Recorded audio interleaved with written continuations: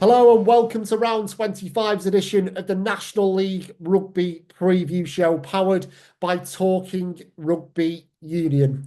Well, round 24 is in the books, and what a weekend we had last weekend, leaving us with just two games to go in this thrilling National League Rugby season. And whilst one or two things were decided over the course of Friday and Saturday last week, there is still plenty to play for between now and the end of April. And as we mentioned on last week's show, please do us a favour and like this video, like the National League Rugby Preview Show, subscribe to our YouTube channel, which is absolutely free to do. Give us a follow on social media if you can, and just try and share and engage with everything National League Rugby related to help promote our leagues a little bit more. Always at this time of the season, the spotlight seems to be on National 1 and National 2. That extra bit with title races and relegation scraps coming under the microscope. But what we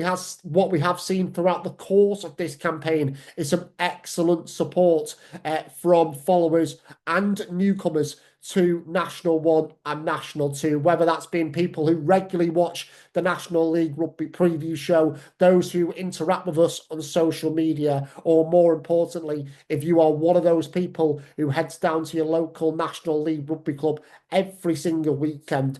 All of that helps to boost the profile of National 1 and National 2. And speaking of visiting your local National League Rugby club, it feels like a brilliant way to spend your Saturday this weekend, given how the forecast is shaping up. But before we get into round 25, as always, a shout out to the clubs who appeared on the previous edition of the National League Rugby Preview Show. And in round 24, we were kindly joined by Harrogate, Henley Hawks and Luctonians. So many thanks to them for their time last week, as well as Clifton, who we were building up to a huge game in National 2 West with last week when they were preparing to take on Camborne in what was a title showdown. And more on that to come in a short while when we focus on National 2 West. But for round 25 show, our feature clubs this week come from National 1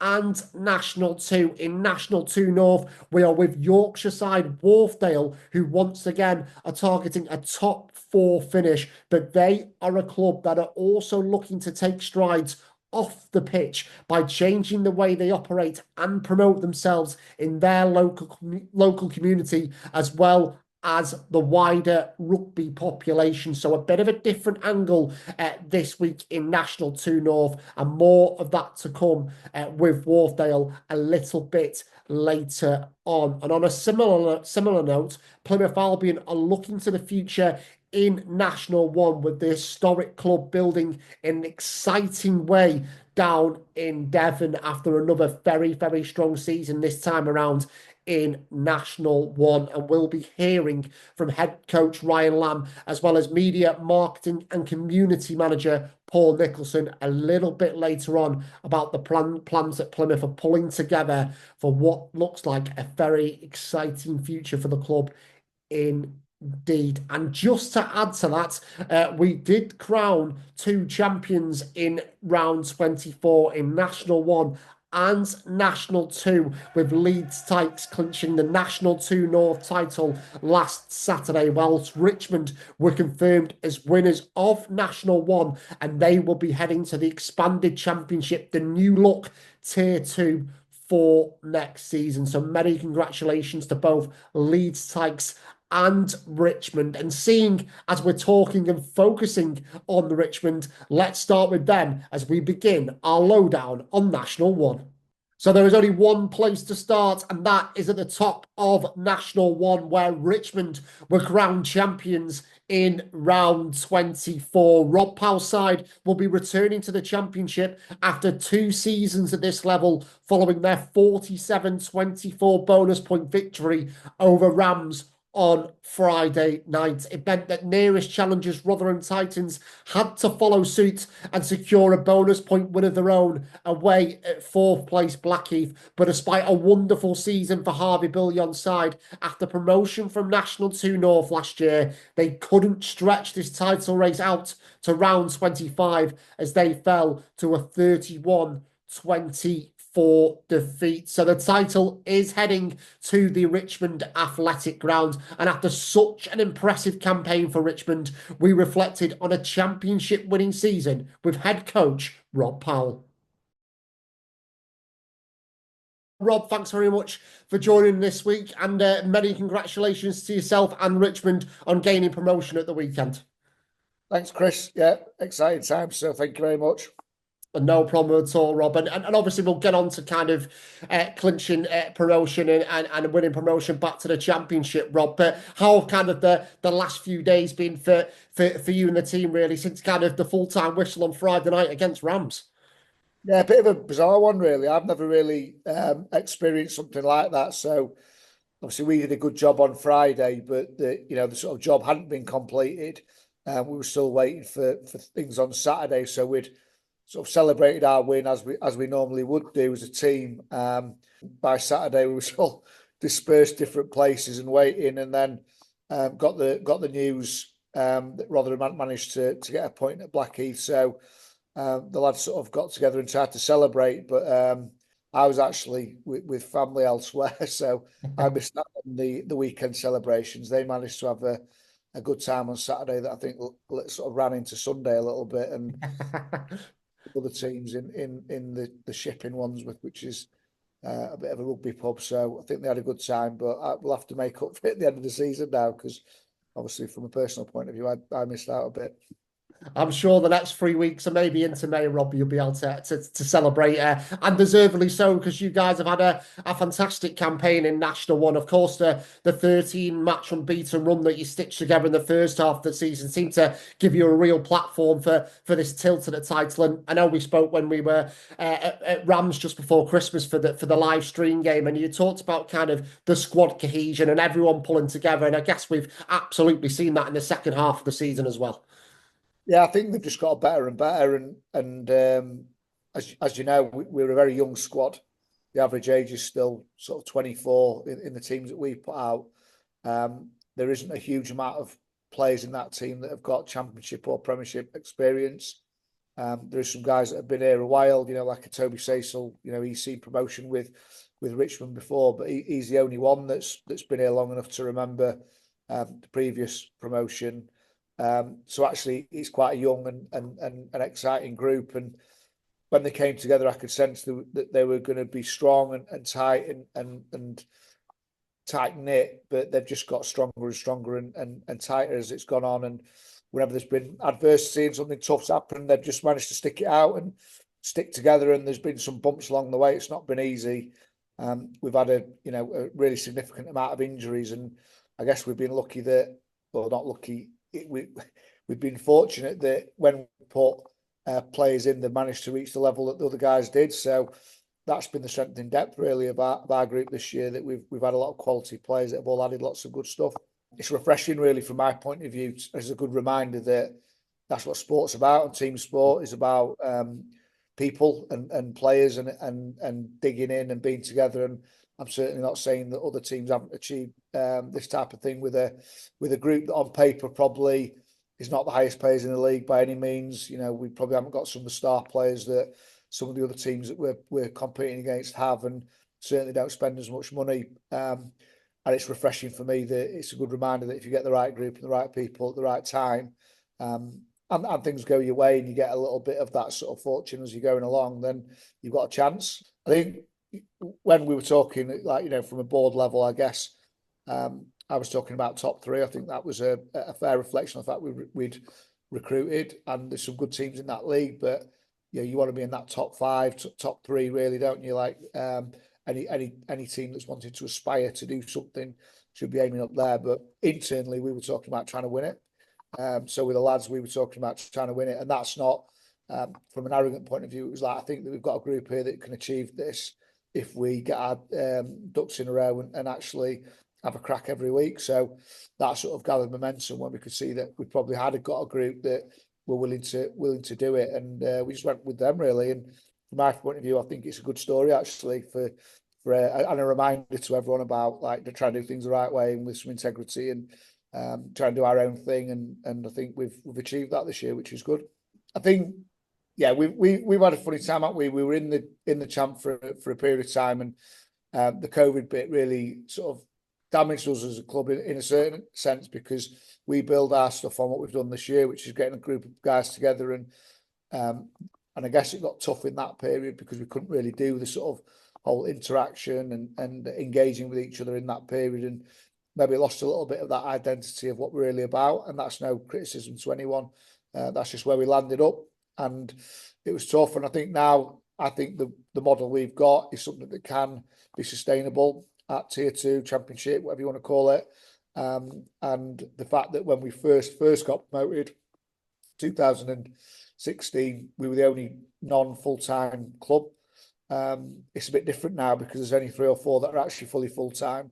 Obviously, there's a couple that have educational institutes and stuff like that, but fundamentally, I think the goalposts have changed a little bit, and I know that the RFU wants to promote the quality and the standards in this league, but also I think that from a playing point of view, it's a bit different, and hopefully an opportunity for us to run our model and do what we do and try and do it well in this league. So has that been the key then, Rob, to this success, having that sustainability and that buy-in from everybody at the club? Because it's very easy when you are a club and you want to be ambitious to try and go for it gun ho and make it as quickly as possible. It sounds like you've had to kind of make sure things are in the right places at the right times for this to happen.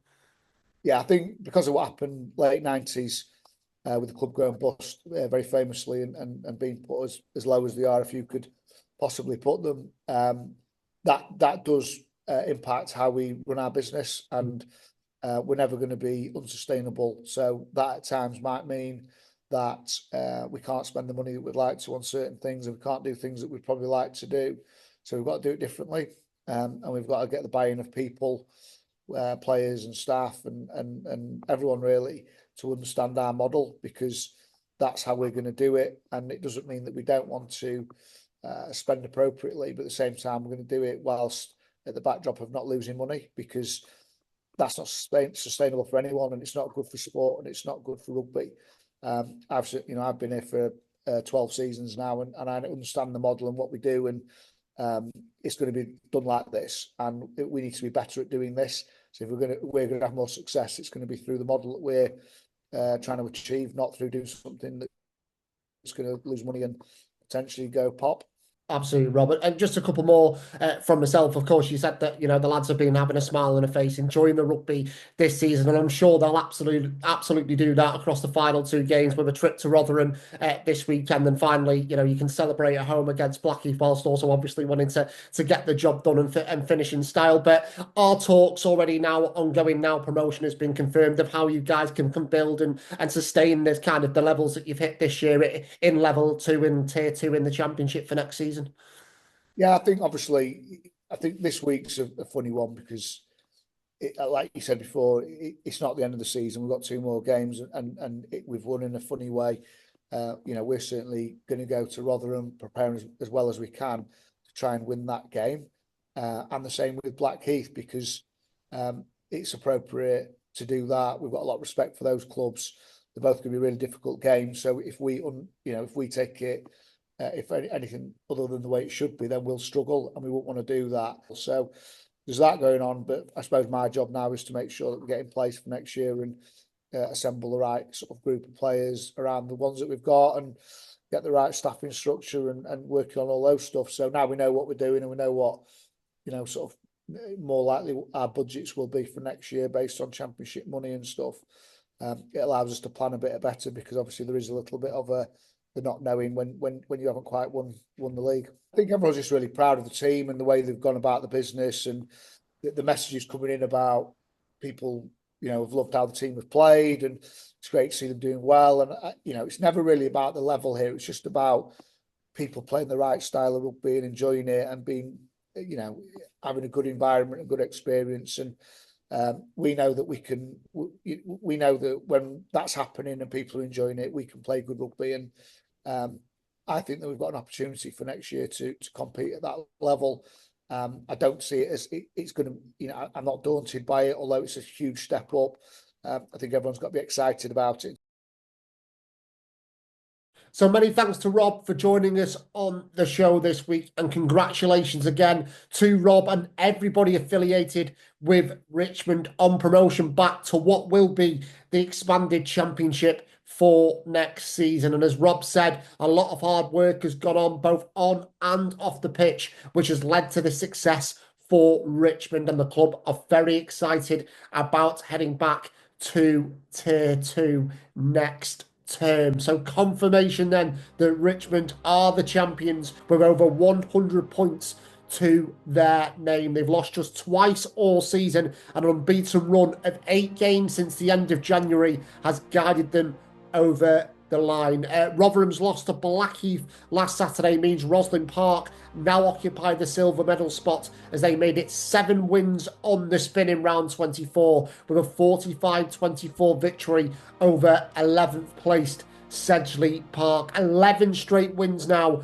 at home for Roslin Park, and Kieran and Power's side are on course for their highest finish in a decade if you don't include the curtailed 2019-20 COVID season. So Roslin Park really enjoying their rugby in National 1 at the moment, and the battle for a top 4 finish will be an interesting one as well, with Blackheath, Plymouth Albion and Rams all in the conversation. So with the title race wrapped up, the scrap for survival is a main focus in National 1. And as we know, Darlington, Moden Park are already down, and it is between Esher and Leicester Lions for who avoids the drop. The Lions once again closed the gap on Esher, which is now down to a single point, despite Gareth Collins' side suffering a heartbreaking 41-39 loss at 10th place Dings Crusaders last time out. A breathless contest looked like it would be heading Leicester's way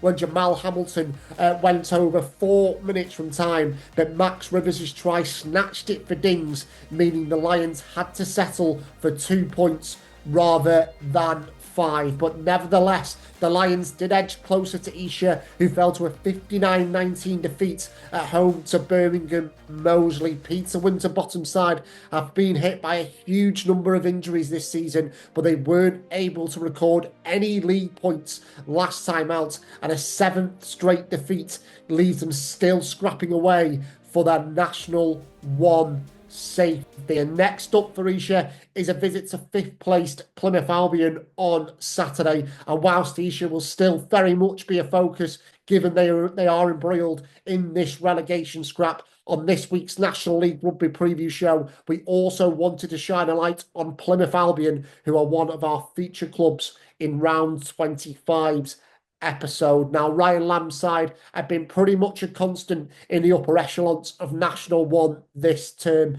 mainly due to a wonderful 10-match winning run they stitched together between the start of December and the middle of March. But a couple of disappointing defeats to Richmond and Roslin Park at the end of last month did take the wind out of their sails slightly, but Plymouth returned to winning ways and bounced back in round 24 with a 39-26 victory at Darlington Moden Park. And Plymouth are very much an ambitious club, and they want to keep progressing in National 1. And you may have seen the news last week that a few clubs in National 1 have expressed an interest in being part of the expanded championship, the newly formed Tier 2 going forward, and Plymouth Albion were one of those clubs to have expressed an interest. And the reason behind that is because a shared vision both on and off the pitch at Plymouth has created a very healthy environment at Brickfields, and sustainability and having the right people in the building has been a crucial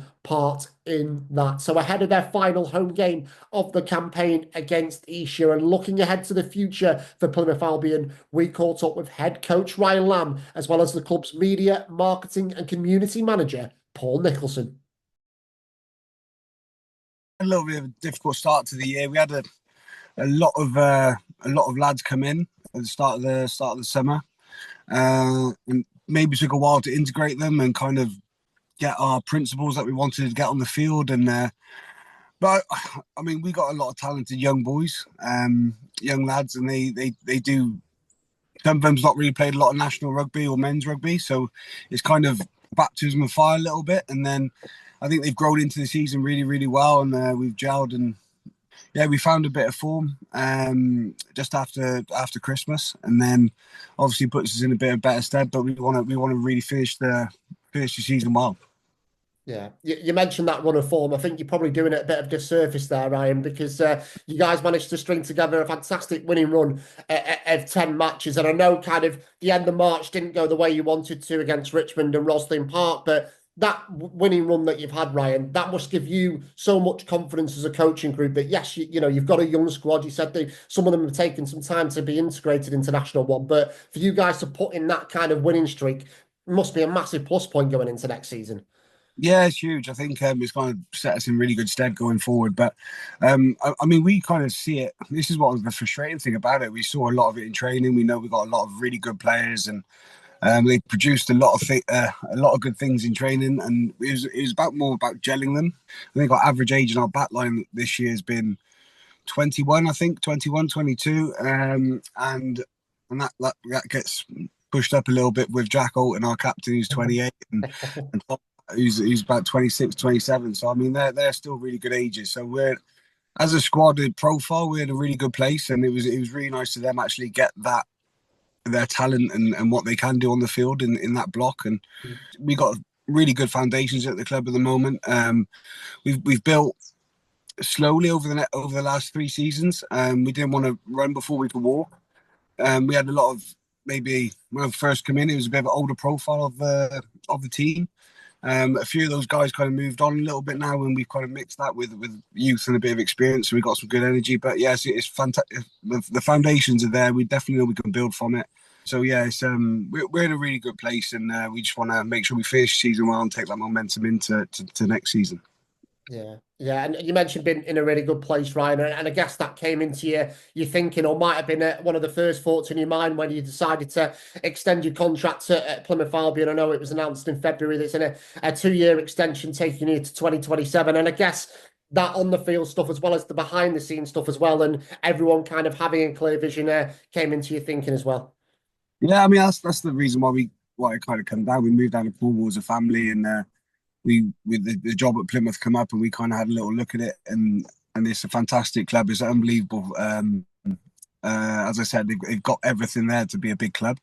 I think now we've got the people in the building that really want to build on that. I think the Venables family have done fantastically well coming out of COVID and managed the finances of the club really, really well. And then we've built the squad gradually over the last two or three seasons. And I mean, a couple of times, as I said, we've been top of the league for a few weeks in certain seasons, but it's just about sustaining it and sustaining that consistency of performance over a whole season. And I mean, where Plymouth were as a club, what, 8 years ago, 10 years ago, whatever it is, it was like the heartbeat of the city a lot of the time, you know. And the tendencies that the club had was fantastic, and we kind of want to build back there. I think we're getting there. I think we had 2,700 against Roslyn Park, which was fantastic turnout, and our supporters have been absolutely immense over even through the really difficult period. So we know we've got that support base as well, and that's really exciting. But I think, yeah, it is. It's about having people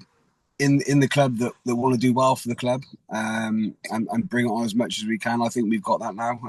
Quite a young management team as well, and I think that kind of links up with the youth in the squad at the moment. So there's a lot of energy around the place. So hopefully we can just build on that momentum, especially going into next season. What I've learned about Albion, it's a real family. It's a real family vibe, and I'm looking around now as I'm sat in the stands, and I come here, and it is a community club with professional ambition. And I think that's probably the biggest thing. It's keeping that community spirit, being professional at the same time. But everyone's fantastic down here. The crowd are great. The staff are great. The volunteers are great.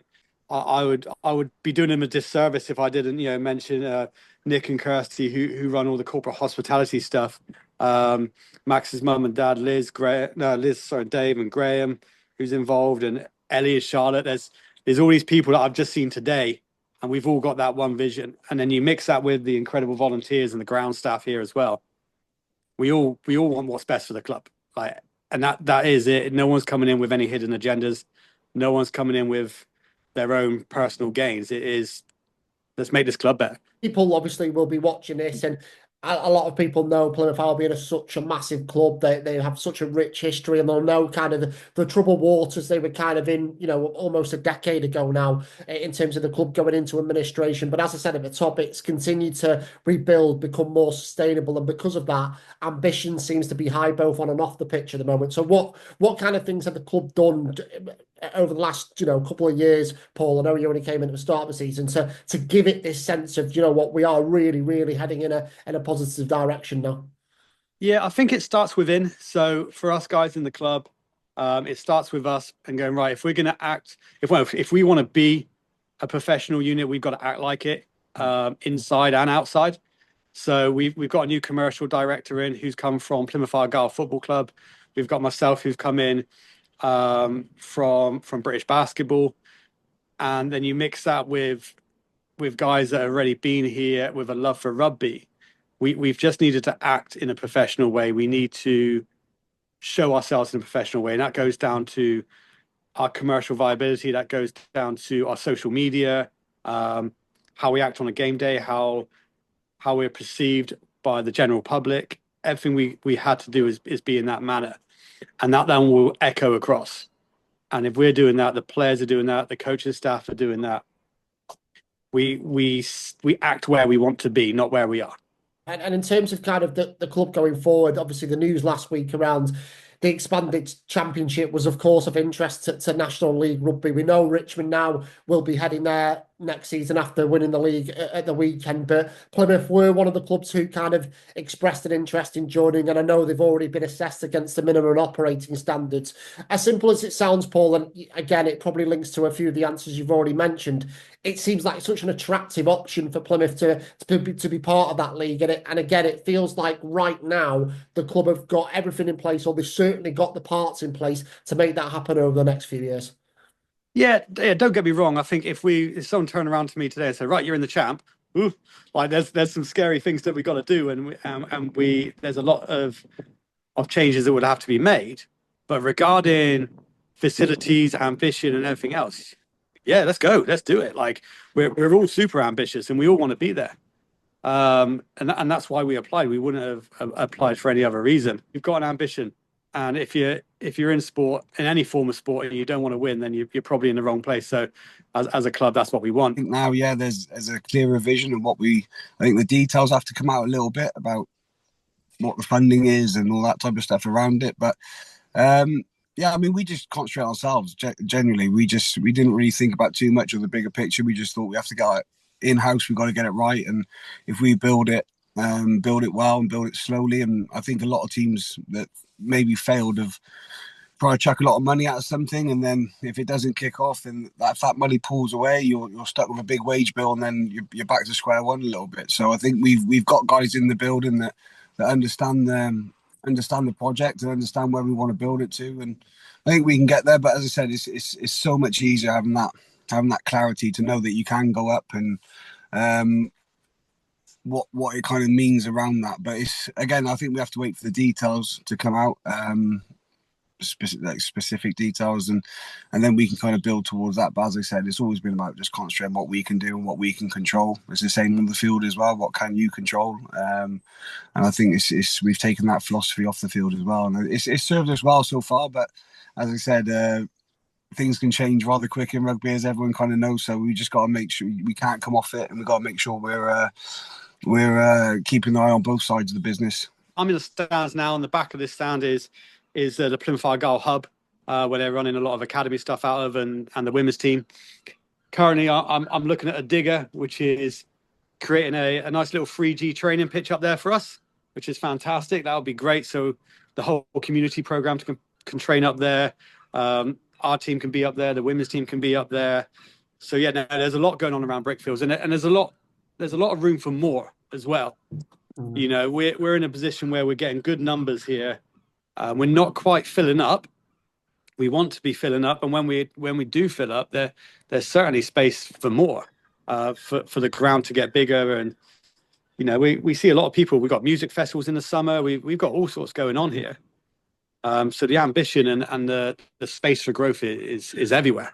There's a slogan which was used over the years, which I discovered this season. It's a team of the city for the city, and it lives up to that here. Like there's a big craving for rugby in Plymouth, and everyone really wants to be a part of it. And yeah, I think there's only been one game actually where we've gone under 1,000, which was the Storm Darla game, which went ahead here. That was the only time. Other than that, everything has been well over, but we want more, and that's the thing. There's space for more, and it's now as a team internally. How do we do that? How does the commercial director and myself work together to bring people into the stadium, to bring new faces in, to bring more demographics into what's here now, working with the local community, with local rugby clubs, all this sort of thing. And there's certainly space for it, and there's certainly a want for it. I feel Plymouth's a big enough place to host a pro football team, a pro basketball team, a pro rugby team, and everyone kind of get their piece of the pie. And just finally, Ryan, one more for me. You mentioned kind of the crowds and the attendances that you've had at Brickfields. I was speaking to Paul yesterday, and I think we worked out that after this weekend, you're probably going to have over 16,000 spectators coming to Brickfields across the course of the season. So how much do you kind of, first of all, value that and having such strong home support every other Saturday, but also how much will that help on Saturday to sign off with your home campaign with another victory? Yeah, it's huge, isn't it? I think to have that obviously it helps a lot with the structure of finance around the club. But I mean, it's fantastic for the lads when they come jogging out and hear that atmosphere every week. I mean, to be fair, you can kind of struggle a little bit going away from home when there's only a few hundred there, because you're used to playing in front of a good atmosphere in a good stadium. But it's yeah, I mean, we value it hugely, and we got some really loyal fans, and we as a team and as a squad, we really try to show our appreciation for that, especially before and after games. So it's great to have that kind of support around the city, but we want to build it more and more and more. It's an exciting time to be part of the club, exactly. But I think we can't run before we can walk. We want to build it as we have been over the last couple of seasons. But yes, it's a fantastic time to be involved. So many thanks to both Paul and Ryan for their time over the last couple of days. Certainly exciting things happening at Plymouth Albion as they look to the future. But what we would say is certainly watch this space from a Plymouth Albion perspective, because they are capable of being at the right end of National 1 next season. But for now, though, they'll be concentrating on ending this current campaign strongly with a top 4 finish very much on their radar. And as we mentioned, their penultimate fixture for the 2024-25 season comes against 12th placed Esher on Saturday. We'll be looking to reignite their survival bid down in Devon. 3 points from their last 7 games has dragged them into this fight with Leicester Lions, who in the same time frame have collected 15 points, and the Lions are back at Wesley Park for their final 2 games of this term, starting with the visit of 4th place Blackheath on Saturday. The Lions end the campaign against Bishop Stortford with Esher at home to Sedgley Park. But what will the state of play look like going into the Easter break? And there is a scenario where Esher could beat the Drop this weekend and survive relegation, but that would require them beating Plymouth Albion away from home and Leicester Lions only picking up 1 point or less against Blackheath at Wesley Park. So there is a chance that the relegation scrap could be decided this weekend, but we'll have to wait and see how the action unfolds. But bringing it back to the top of our fixture list, where a fight for a top half finish might be the narrative at Billesley Common, with 7th place Birmingham Moseley hosting 8th placed Sale FC. Moseley leapfrogged Sale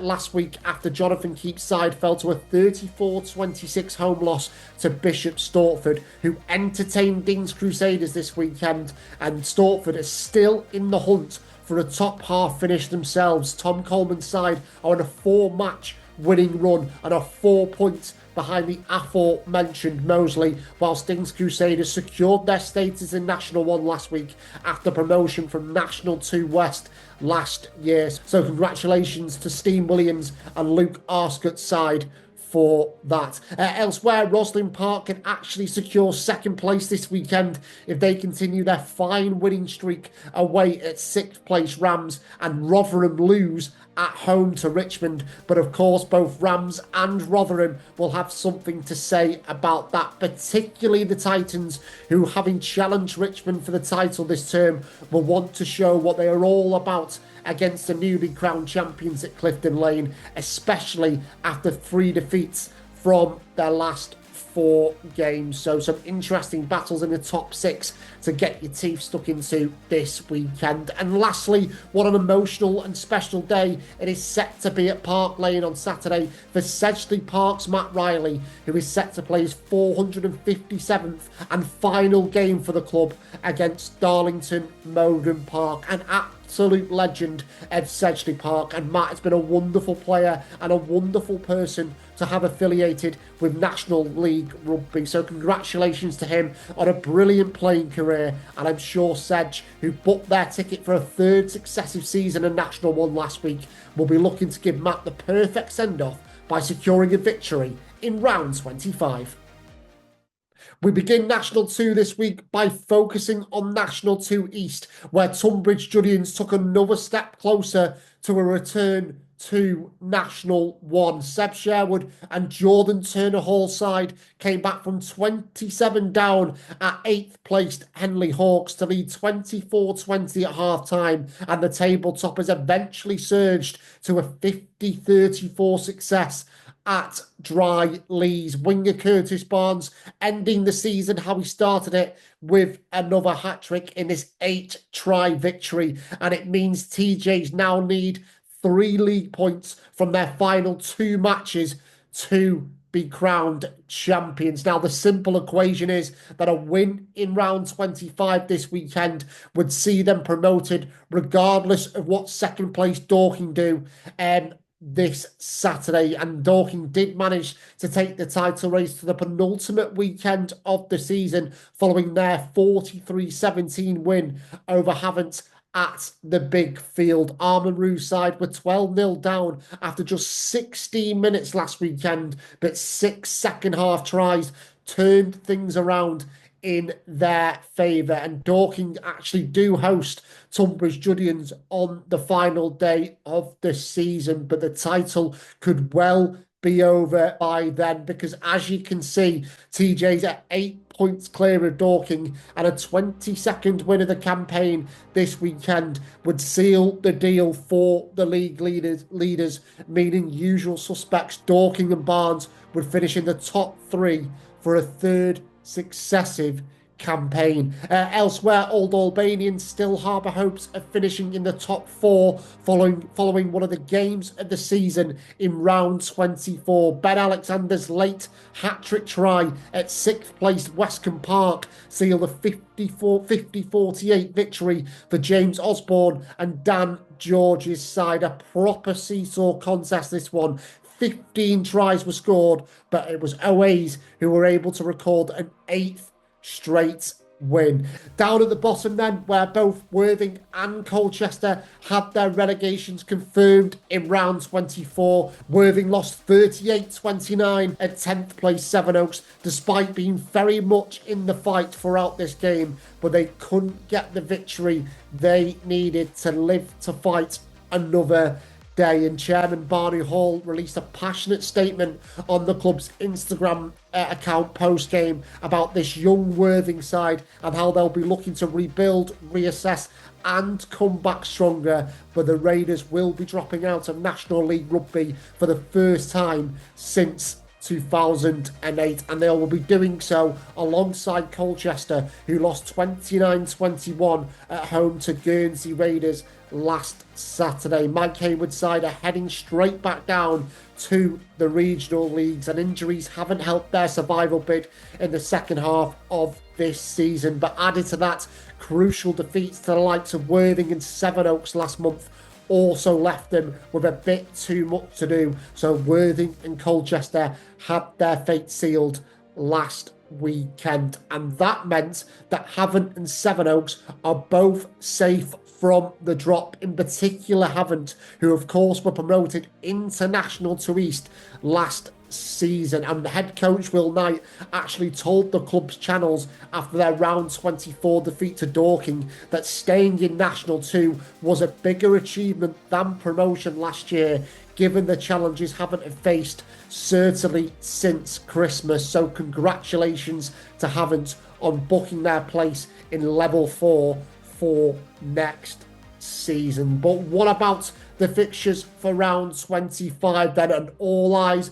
will of course be on the Slade, where Tunbridge Julians can secure the title with victory over 11th placed Oxford Harlequins. TJs have won 16 of their last 18 games in their own backyard, and they've lost just once at home all season, so they will be quietly confident of sealing the deal on Saturday as they look to make a return to National 1 for the first time since 2021-22. So a lot of focus on Tunbridge Julians on Saturday. But elsewhere, 6 first half tries versus Bury St Edmunds last week saw Barnes return to winning ways, and while the third place side are mathematically out of the title race for another year, they will still want to pick Dorking to the silver medal spot again. And second place Dorking face a tricky test away at Canterbury, with Barnes hosting Henley Hawks. Now, in the case of Dorking,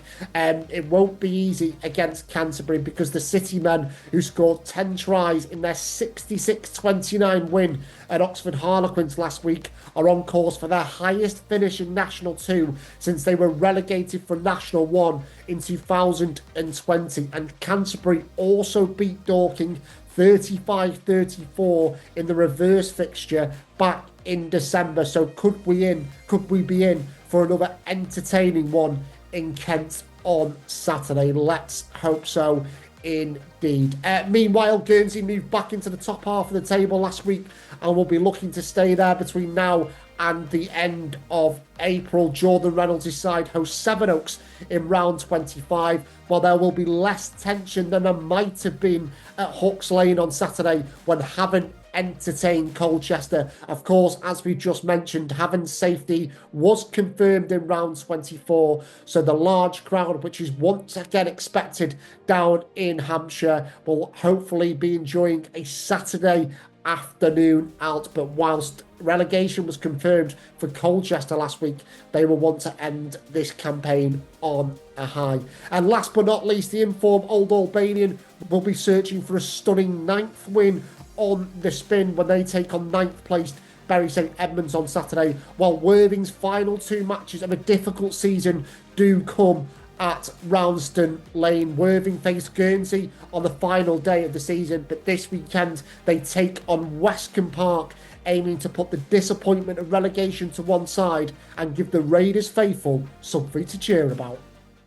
National 2 North now, where Leeds Tykes were crowned champions in round 24. They edged past 9th placed Sheffield Tigers 27-24 away from home to seal promotion to National 1, but the title was only confirmed because nearest challengers and second place Sheffield were beaten 38-29 away at third placed Lim. So a combination of those results secured Leeds Tykes the title last weekend after what has been another wonderful season for the Yorkshire outfit. Of course, almost exactly 12 months ago, their title dreams were dashed away at Fylde as Rotherham Titans swooped in to clinch promotion, despite Leeds recording 24 wins for a possible 26 games last season. But no such heartache this year for a club which has certainly experienced its fair share of dark times in the not too distant past. But now success is back at Leeds Tykes, and to reflect on their championship winning campaign, we caught up with Director of Rugby Pete Seabourne. So, as you can see, I am now here with Leeds Tykes Director of Rugby, Pete Seabourne, on the National League Rugby Preview Show, a promotion-winning Director of Rugby, Pete. We've said on a few occasions this season when we've chatted that you won't talk about promotion, won't talk about title races, but now we certainly can. Congratulations on becoming champions on Saturday. Just sum up kind of your thoughts and feelings over the last couple of days. Yeah, thanks, Chris. It's been 2 years in the making, hasn't it? Really, we just didn't go over that line last year, and we said with him, but yeah, that promotion had to be the target this year. But we didn't stand on rooftop shouting and bawling about it. We had to go about his business quietly, and we've gone under the radar for most of the season. Okay, people have been looking at us, but they've been always talking about Lim and Sheffield and how good the season they've had. They've really pushed us right to the limits, but. We learnt last year we need to evolve as a club and a team, and that's what we managed to do. And I think this year we're a more rounded team. You look at Adam Brown on his second top try scorer at the minute, and other people chipping in. Whereas last year we were potentially probably a backs team, throw it ball about. But whereas now I believe we're a more rounded team. It's been a strange couple of days because we didn't expect it this weekend, so it was a little bit. All right, yeah, we've won. Right, Sheffield ain't got out. We're champions. What do we do? So it was we're looking forward to Friday night. Hopefully to have a good performance and hopefully in front of a good crowd against Harrogate. When we talk about title races and promotions and in whatever sport that is, someone's always looking at what's happening elsewhere, if that makes sense. And I know kind of at full time at Lim, you guys, I think, were at 24 all against Sheffield Tigers. So did you know anything that was happening at Lim when you were playing against Sheffield Tigers, or did the news literally come at full time? No, I knew with half an hour to go because it controlled my decisions on the field and what we needed to do. So the players didn't know, but obviously we're going for the win. We try to push it. It got a bit bitty for 20 minutes, and then we managed to get in their end up field, and we should have come away with something, didn't. And then we got a penalty. So right, okay, kick the penalty. And lads are like, why are we kicking the penalty? We never kick penalties. Trust me, kick the penalty. And then it was like a couple of minutes later, then job was done. So yeah, it was. Bit of a strange feeling, but as I say, it's a bit relief as well. The pressure of the club and where we've been and what we're about. It's we know we're a big club, and now hopefully we're back on that upward trajectory. The players have created their own piece of history, haven't they? Because like we spoke to them 2 or 3 times through the season, that it don't come round that often. And there's myself, there's Pete Lucock, there's James Phillips, that's been in around the game, for a long time, and between us, we've not won the right lot. And it does take a hell of a lot of hard work and luck and planning everything, coming together. And last year was an unbelievable year, but we've, as we stand at the minute, we've gone one better, and that's where I want to take it. I've had us as a coaching group, we've had 50 games in charge, we've won 47, and I want to get to 49 out of 52. That's the plan, and then obviously we can think about next year and look at next year and where we need to be. But it's exciting times for the club. We've had a couple of barren years and we've struggled a little bit and we've found us level, but now hopefully we can go up and we can enjoy ourselves in that one. There's some good derbies in there. We're going back to Rotherham and I'm sure Albion, everybody will be happy with that one, and Sale and Sedgley that we haven't played for a while. So yeah, we're looking forward to it. But to say we've 2 games left that we're going to respect. We're going to respect the opposition. We're going to respect the league because it's only right. And then hopefully enjoy it. While it lasts, because it doesn't last long. And in terms of just the overall, last 9, 12 to 12 months, how delighted are you with the attitude of the players, Pete, to kind of regather themselves from the end of last season? I think it's almost a year since that Fylde defeat that we can stop talking about now. But, how happy are you with the way the lads regather themselves, applied themselves in pre-season and kind of not put it to bed what happened last season, but kind of just go, look, this is a brand new season. Let's keep the standards as they were last year. Yeah, sometimes you got to go through adversity before you get the rewards that you deserve, and I think that I'm a big believer in things happen for a reason. If you look last year, we blew it, but Rotherham did better than us. And unbelievably, with their centenary year last year, so what it written in the stars for them this year, our 20th anniversary, like we said, the Power Jane Cup, and what it written in the stars for us. Well, it looks that way, and You know, just as a mark of respect out of that team as well. You know, they won at Twickenham in yellow, and we're playing in yellow on Friday night. Just as a bit of an extra incentive to the boys, but also to a flashback to the players and the staff that played and earned that cup 20 years ago. And just a couple more from me. You've kind of already touched on it in the previous answers, but obviously 2 games left. You mentioned you want to kind of go better than you did last season in terms of points totals, and if you did that, it would be only 6 points dropped this year, which is it's a staggering number. But as you sit here 2 games to go, you're looking forward to obviously celebrating this league title. But are yourself, Pete, Jake, everyone at the club already maybe having a little chats and little thoughts about next season and National One and the challenges that might bring? It started 10 minutes after the final whistle because I got up chairman says, right, I know which budget I'm playing with now. Plans have now been triggered. We know, as I say, it's good to get it over the line, and we're not waiting until this weekend or another couple of weeks, like with having the Easter weekend off now, having to go to Tyndale to get something out of that. It's good that I can now speak to all the players that 99% of them said that they're staying, so that's a good start for me. Then obviously there's so retention's good. So we're looking now at a recruitment drive. And, we're going to need some more players in National One. A better standard of players to lift the standard that we've already set.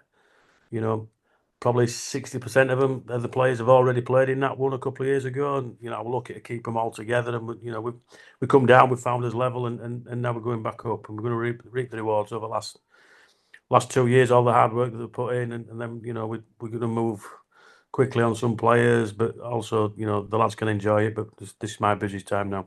We've come down, we've regrouped. We've had two good years. Now we can go back up, and we need to be ready, because that's a brutal league. You look at everybody. Okay, Darlington's the MPs had a strange year, but everybody else can beat everybody else on any particular day. So it's it's going to be a tough league. We know what's coming, but we're excited for it. That's where the club needs to be.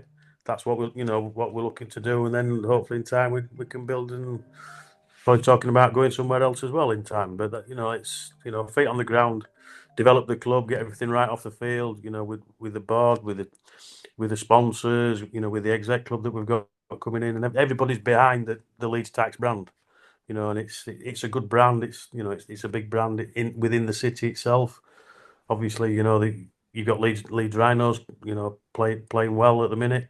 Leeds United hopefully pushing for promotion and getting there. The Leeds Knights, the ice hockey team, they won their league last week. So again, it's the city's buzzing. We're now making a big part of that, and hopefully we can create something special and keep moving forward. That's the plan. So many thanks to Pete for his time once again on the National League Rugby preview show, and many congratulations to everyone at Leeds Tykes on promotion to National One. 23 wins from 24 games tells you all you need to know. And if you widen the focus a little bit more, since Leeds' relegation from National One in 2022-23, they have won 47 of their last 50 matches. And as Pete touched on in the interview there, the aim now is for Leeds to build on that, remain sustainable, and give National One a good crack next season. But before then, the Tykes will be looking to celebrate this season by adding 2 more victories to their tally, starting with Friday night's local derby against 12th placed Harrogate. Now, there may well be a hint of a party atmosphere, and rightly so, at the Sycamores, but business comes first, especially in the Harrogate camp, because the visitors are currently embroiled in this ever-developing relegation scrap in National 2 North. So let's bring up the bottom half of the table now and give you some key points around the relegation fight. Now, firstly, with the structure of the expanded championship, the newly formed Tier 2, which was announced last week, it has had a knock-on effect further down the rugby pyramid. That knock-on effect has been labelled as a relegation reprieve, and it means in National 2 that 5 teams rather than 6 will be relegated this season. Now, the clubs finishing in 14th place in the 3 National 2 leagues will be relegated to the regional leagues. And where the reprieve comes in is that the playing records of the clubs finishing in 13th place in the 3 National 2 leagues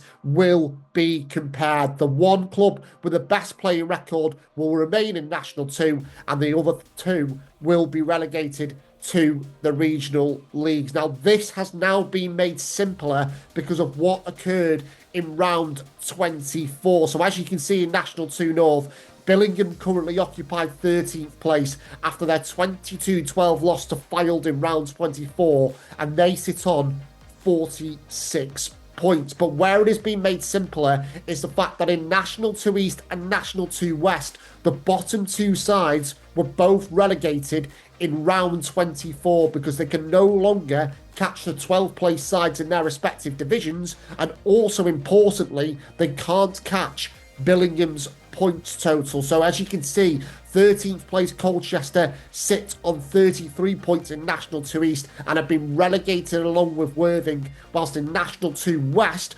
Bourneville are on 35 points and have been relegated alongside Devonport Services. So I hope you're still with me as we explain this. So bringing it back to the National 2 North table, it all means that only one team will go down from National 2 North this season, and there is only 3 points separating the bottom 4 sides, and it's Hull who currently occupy that 1 relegation spot, but they gave their survival hopes a major shot in the arm last week with a 31-26 win away at table rivals Harrogate. Tom Bairstow's try on 66 minutes proved to be the difference in a predictably tight affair at the Apollo Capital Stadium, and it is a result for Hull which leaves them 1 point from safety, while despite the defeat, Harrogate are up to 12th after recording 2 bonus points. For 11th placed Preston Grasshoppers, they also collected 2 bonus points in defeat, but it could well have been more for Dan Orwin's side, who came out on the wrong side of a pulsating 53-52 contest away at Hull Ionians in round 24. A quick-fire brace from fullback Josh Ree put Hoppers 52-50 ahead, but Lewis Minikin's penalty 5 minutes from time snatched the win for Hull Ionians, but the 2 points keeps Preston 3 points clear of danger. And just in terms of 10th place Dockley, you can see there, they may also be potentially looking over their shoulders ever so slightly after their 54-22 loss at Tynedale in round 24 leaves them 7 points clear of the drop zone. So hopefully that explains the state of play in terms of the relegation fight with just 2 games to go. And just to bring up the top half of the table while we're at it, Leeds, as we said earlier, have been confirmed as champions and are targeting a staggering 124 points from a possible 130 before the season comes to an end, while Sheffield will finish in their highest position ever of second, as will Lim in third, whilst the battle for the top 4 continues, with a key game to come this weekend, with 4th placed Fylde visiting 6th placed Wharfedale, and the latter are our second feature club of the week on the National League Rugby preview show. Now, Wharfedale may not have had a stronger season as they did last year when they finished in 4th spot, but what they have been doing and they continue to do this year is to evolve both on and off the field, whether that's in terms of the style of rugby they've been playing, the young players being integrated into the first team, but also in terms of the off the pitch stuff, the way they've been able to raise their profile via social media in the local and wider community. It really is a joint effort at the moment from everybody connected to Wharfedale. So for a bit more on this, we caught up with first 15 player and forwards coach Jake Armstrong, as well as Wharfedale's social media lead, Finlay Walker.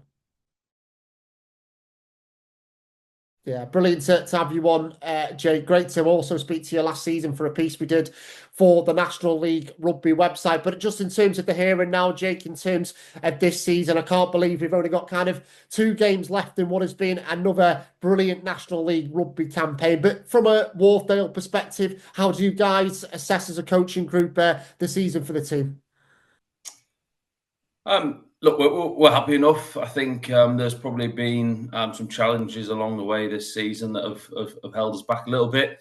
But I think from a rugby point of view, we've evolved. We're happy with how things are off the pitch from a club point of view as well. So, look, we're maybe not happy or maybe not satisfied with where we finished in the league based on last year. But I think what we've also shown is that we can win games in different ways, which has been a real kind of positive for the coaching group and the way that we've done it. So I think we're trying to evolve our game, both on and off the field. It's easy sometimes to focus on league positions, results and things like that. And yeah, don't get me wrong, that's an important part of it, but it's a byproduct of everything else that goes on. And at the start of the season, we set ourselves some ambitions that not only related to league positions and away wins and home wins and those sorts of things, but we also set ourselves some targets in terms of how many new Colts or last year's Colts are featuring in the first team and things like that. And they're also really important figures and important milestones and achievements for us through the season. So yeah, league table is important, but actually it's about what we're doing in the long term to make sure players are coming through the Wharfedale system. And there's other things that we're sort of targeting that aren't necessarily reflected in the league table. Yeah, because it's interesting you say that, Jake, because when we spoke last year, one of the things that stood out to me was how much kind of a community club Wharfedale is. It was kind of something that was an underlying theme of our chat. And I guess that has been enhanced even more listening to you there, that yes, there's targets for the first 15, but actually there's targets as a club as well, both on and off the pitch. Yeah, absolutely. And I think Simon, the director of rugby, he's a big part of that. He's a big driver of that. I think he's. We're lucky to have him really, and we're also lucky that he's going to be part of the club moving forward for the long term as well, for the foreseeable future. So that's a real positive, and he's at the heart of that in terms of driving these younger players being able to step up into the kind of National 2 North environment of men's rugby. So that's a massive part of it, and I think, like you mentioned there, it's a community game at the end of the day, and Wharfedale is a huge part of its own smaller community. It's a unique place. I'm not going to say there's not a lot to do, but there's not a lot to do apart from farming and agriculture. And a lot of these young lads coming through, they want to be a part of Wharfedale, and they want to be a part of Wharfedale for a long, long time. We want the younger, I guess, age groups, the Colts, even as lower down than the Colts. We want people to get excited about playing senior men's rugby. So the quicker we can introduce them to that and what comes with that, and the pride and joy of playing for your hometown club, then that's great. I think Headley Verity's doing a cracking job in terms of what he's doing with the mini and junior section all the way through to the Colts, even the women's game, growing the women's game, growing the girls' game.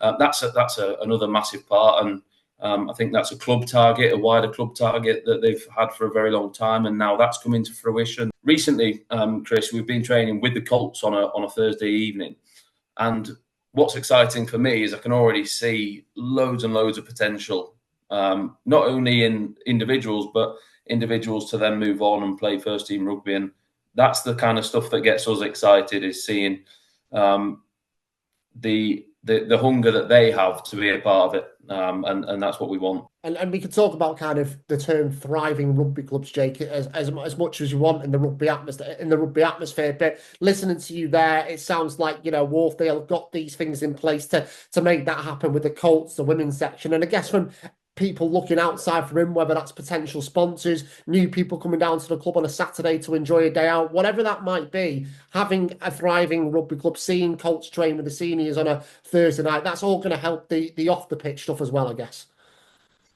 Yeah, absolutely. We want to be the full package. We want to be able to offer the community what it needs, whether you're a 6-year-old, whether you're a woman who's wanting to get in part of a team, a community game, whether you're a Colt with aspirations to go on and play a higher level of rugby.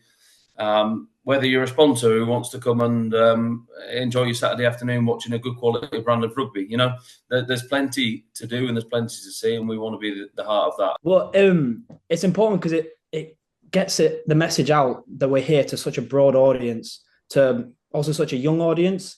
Because I guess in the area of Grassington and the area of Wharfedale, it's the kind of high majority of people that come down and watch the games week in, week out are the older generation. But things like social media, Instagram, those kind of platforms, they get out to a younger audience to say, come watch, we're here every Saturday, there's a game on. The views and the likes have definitely gone up, but the amount of people like taking photos and posting them on their own social medias and then tagging us so we can repost, that's gone up massively. You can always tell when the team are doing well, like the likes go up, the shares go up, everyone's a lot happier. But I guess, and that also kind of spurs on the lads to do better, like especially with like the highlight reels and stuff like that. Everyone wants to see the team do well, and that's what people want to see. Yeah, and we know kind of Rugby Finley is always in a difficult place. He's always competing with other top sports. But in terms of Wharfedale, in terms of the Yorkshire region and National 2 North, there are so many teams from Yorkshire in the division. So it is so important, isn't it, for clubs to be forward thinking like yourselves to try and get the message out there, because there's so many different ways you can promote a rugby club, and getting, on brand with the marketing and things like that is only going to help the wider club, not just the first 15. Oh, definitely. Like, especially since we started a new women's team as well. We started a new social media for them. And I think possibly like 500, 600 followers in like the first month of them being active. It gets the word out so easily, and it really helps boost the brand and boost the club. Even like we put out our third team as best we can, and they're in the middle of the Airwharf Cup now. And I think I got told it was close to 300 people and above, which we don't usually get at a third team game, but that was amazing purely because people were sharing it about, putting out different forums, group chats, all that stuff. It just helps massively. I think Wharfedale, like you said, is a unique place in what it offers. It's a pretty beautiful spot to play rugby. The fact that the lads drive far and wide to be there sort of says everything you need to know. I don't think they'd say the same maybe when it's snowing and wet and cold, but they're still there. It must be a good place to be a part of, and I'm certainly enjoying my time there. And whatever we can contribute to the game growing in Yorkshire, then absolutely we're all for it. I'm a big believer that Yorkshire should be on the map in terms of having an established Premiership side. I would say it's the biggest county in the country. Why not? I think there's got to be the hunger for it, and there's got to be the appetite for it. But like you said, if there's clubs in and around the Yorkshire area that can contribute to growing the game, getting more people involved at a younger age, but also then still attracting the people who want to come and watch the game and still have an appetite for it, if we can be a small part of that, then great. So many thanks to Jake and Finley for their time on the National League Rugby Preview Show this week. It's quite clear, listening to the pair of them, that Wharfedale want to continue growing as a club, both on and off the pitch. And we are sure over the next few years, the Avenue Club will do exactly that. But for the here and now, they have the first 15 are, of course, focusing on the final two games of this season, beginning with a bit of a Lancashire-Yorkshire rivalry with Wharfedale hosting Fylde this weekend, and is one of 7 very interesting fixtures indeed across National 2 North in round 25. And as we touched on earlier, the action begins on Friday night with Leeds Tykes hosting Harrogate, newly crowned champions Leeds Tykes at home for this one. But obviously, sharp focus will be on Harrogate and the relegation scrap, because if Harrogate were to lose at Leeds Tykes, it would of course mean that the relegation scrap would go to the final day of the season. But there is a scenario that if Harrogate did upset the odds and beat Leeds Tykes on Friday evening, that Hull could be relegated on the Saturday. And as you can see, Hull do take on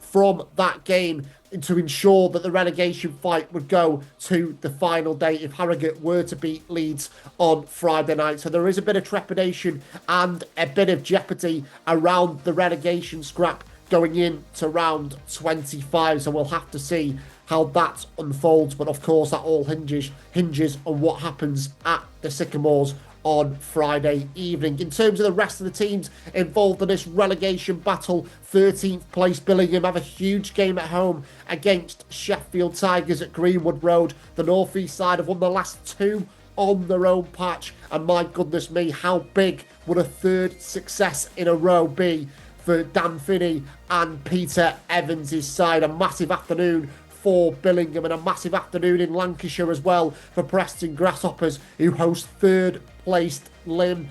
Preston showed great fight last time out against Hull Ionians, and Dan Orwin will hope his side can produce something similar at Lightfoot Green on Saturday afternoon. And we mentioned Otley before, didn't we? They're not out the woods just yet, are they, the Yorkshire outfits, and they take the trip to Hull Ionians on Saturday, looking to confirm their safety for another season in National 2 North. Elsewhere, we've mentioned Wharfedale versus Fylde a little bit earlier when we featured Wharfedale, and the final fixture we have to mention is Sheffield versus Chester. Chester, the visitors, looking to nail down a top half finish this season under Reece Hayes. Well, as we touched on before, Sheffield will finish as high as second this year and will want to end another fantastic campaign on the front foot.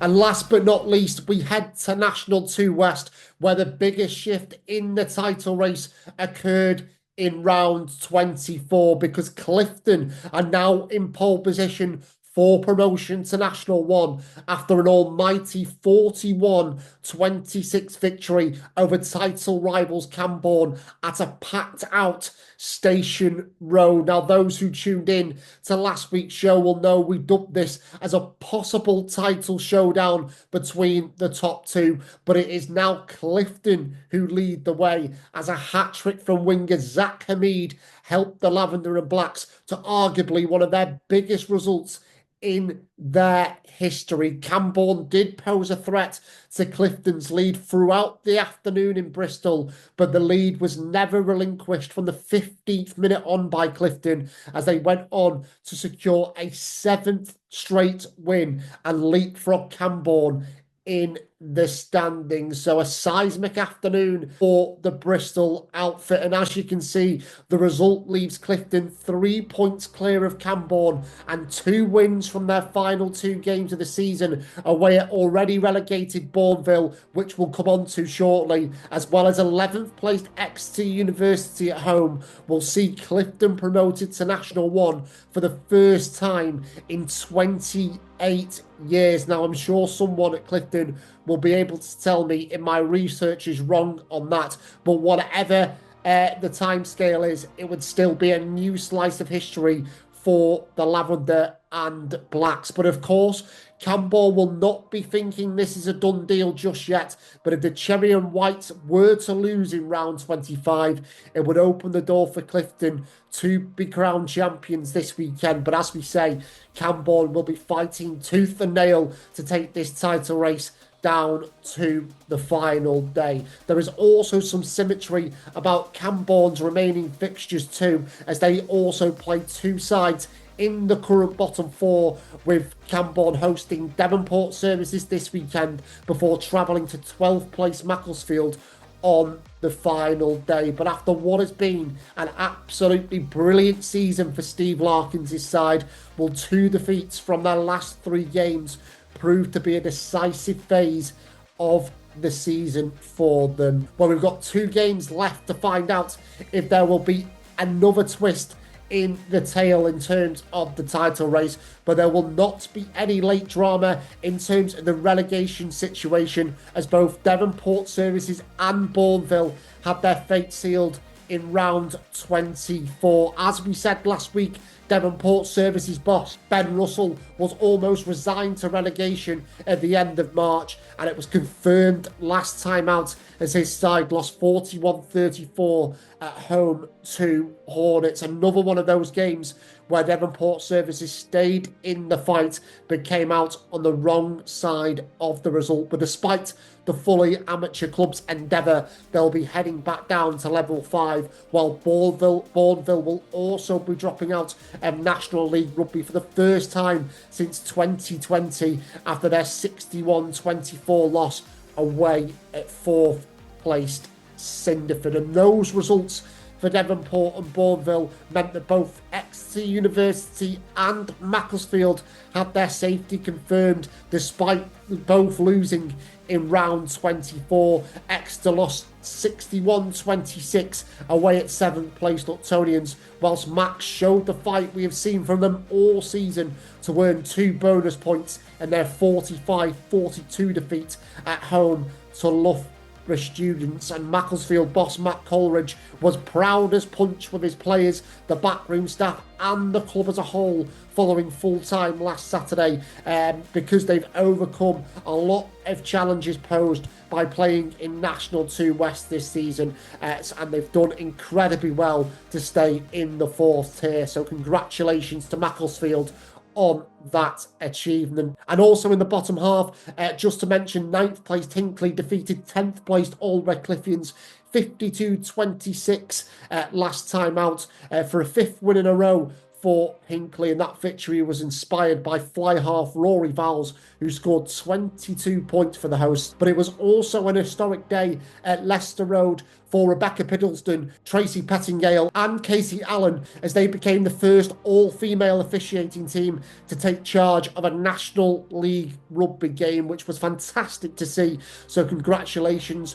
on them breaking that new ground. So what does round 25 have in store for us then in National 2 West? And as we teased before, the new league leaders Clifton do travel to an already relegated Bourneville this weekend. Clifton director of rugby Matt Salter described last week's game versus Camborne like a quarter-final, and now their trip to the Midlands will now be their semi-final as they look to take another step towards the title, while Camborne will be heavy favourites to take the promotion race right to the wire. Town have won all 12 of their home games this term and take on bottom of the table and already relegated Devonport Services on Saturday at the Recreation Grounds.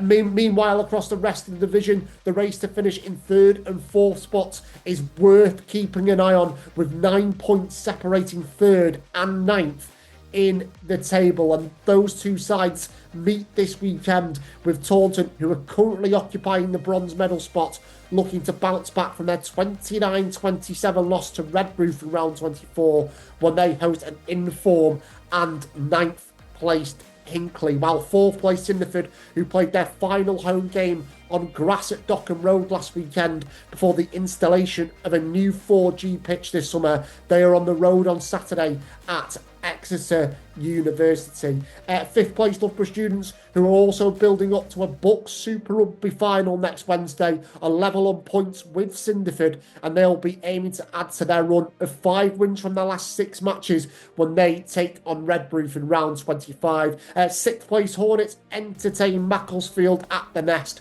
while 7th place Luctonians will be targeting a 4th straight victory when they visit Old Redcliffians.